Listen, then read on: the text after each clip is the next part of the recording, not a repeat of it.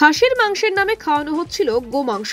পুরীর জনপ্রিয় রেস্তোরাঁর বিরুদ্ধে কড়া পদক্ষেপ। উড়িষ্যার পুরীতে একটি জনপ্রিয় হোটেলে খাসির মাংসের নামে এতদিন ধরে হাজার হাজার মানুষকে খাওয়ানো হচ্ছিল গোমাংস।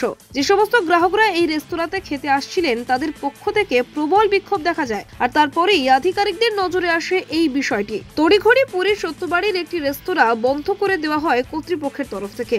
অভিযোগ উঠেছিল এখানে খাসির মাংসের সঙ্গে গোমাংস মিশিয়ে খাওয়ানো হতো গ্রাহকদের। গতকাল শুক্রবার 7 মার্চ আধিকারিকদের পক্ষ থেকে এই তথ্য জানানো হয়েছে।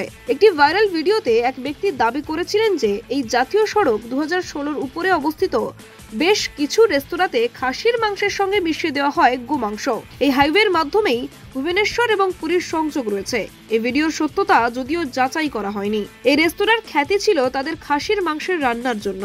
গরু পাচার প্রতিরোধ দলের একজন এই ব্যক্তিকে প্রথমে আটক করে, যিনি ভিডিওতে এই দাবি তুলেছিলেন। আর তার কাছ থেকেই জানা যায় সাক্ষীগোপাল থানার অধীনস্থ একটি জনপ্রিয় রেস্তোরাঁর নাম। স্থানীয়দের মধ্যেও এই রেস্তোরাঁর খুব নাম ডাক ছিল, আর পথচারী সকলেই জানতো এই রেস্তোরাঁর মাটন রেসিপির স্বাদের মাধুর্য।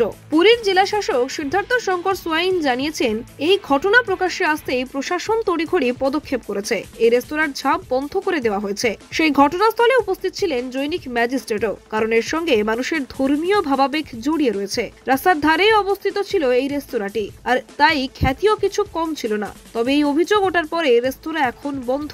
সূত্র অনুসারে গোমাংস মেশানোর দাবি সত্যতা যাচাই করার জন্য সেই রেস্তোরাঁ থেকে মাটনের রেসিপি নমুনা সংগ্রহ করে তা পরীক্ষার জন্য পাঠানো হয়েছিল ভুবনেশ্বরের ওইউএটি ল্যাবরেটরিতে।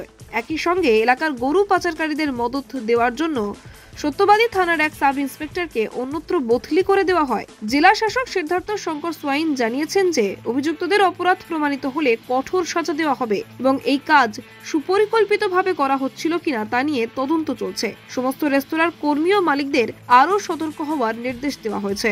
আপনি দেখছিলেন কলকাতা দর্পণ। আমি সারিয়া। প্রতিবেদনটি ভালো লাগলে লাইক, কমেন্ট ও নিয়মিত আপডেট পেতে সাবস্ক্রাইব করতে ভুলবেন না। নমস্কার।